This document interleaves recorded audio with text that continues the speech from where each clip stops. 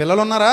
పిల్లలకు కూడా ఒక వయసు వచ్చిన తర్వాత పనులు చెప్పాలి మనం. మా బంగారమే, మా బాబే, మా బుజ్జే అన్నాం అనుకో, ఇంకా తర్వాత నీకు బుజ్జి గజ్జై కూర్చుంటాడు చచ్చూరుకుంటా. తర్వాత మా బంగారమే అన్నప్పుడు మీ బంగారాన్ని ఎవరు సానబెడతారు? నువ్వే సానబెట్టాలి. పిల్లల్ని వాళ్ళకి మన పనులు ఏంటో చెప్పాలి. ఒక్కోసారి ఒరే ఓడు తల్లి, అమ్మ ఊడు తల్లి, చిపురు తీసుకో తల్లి, ఇల్లు ఎలా ఓడ్చాలో నేర్పించాలి కూతురికి. మరి అంతే, తప్పదు. ఒకసారి ఎలా తోమాలి, ఒకసారి ఎలా ఉతకాలి, ఒకసారి ఎలా దులపాలి, ఇవన్నీ పిల్లలకి మనం చిన్నప్పటి నుంచి అలవాటు చేయకపోతే వాళ్ళు అనుకుంటారు మేము పెద్ద పిఠాపురం జమీందారులు అనుకుంటారు. వాళ్ళ కాళ్ళ మీద వాళ్ళు నిలబడలేరు. రేపు పొద్దున కష్టం వస్తే తట్టుకోలేరు, బాధ వస్తే తట్టుకోలేరు, భయం వస్తే తట్టుకోలేరు, ఏ వచ్చినా తట్టుకోలేరు. ఎందుకు పనికిరాని వాళ్ళు అయిపోతారు. గాజు బొమ్మల్లాగా పడినా పగిలిపోతారు, గట్టిగా పట్టుకున్నా పగిలిపోతారు. అలా పగిలిపోయే బొమ్మలు కాదు మనకు కావాల్సింది. ఇనప ముక్కల్లాగా ఉండాలి, స్ట్రాంగ్ గా తయారవ్వాలి. తల్లిదండ్రులు పిల్లలకి శిక్షణ ఇవ్వాలి. అన్ని పనుల్లో తండ్రి తన పనుల్లో శిక్షణ ఇవ్వాలి. ఎండాకాలం సెలవులు వస్తున్నాయంటే ఇదిగో ఈ టైం కి పని చేసేసి ఆ తర్వాత నువ్వు ఆడుకోవడానికి పోతే పో. మన పిల్లలు మన బాధ్యతల్లో ఏం కావాలి? పాలి భాగస్తులు కావాలి. ఇంటికి డబ్బులు తెచ్చి ఇచ్చేసి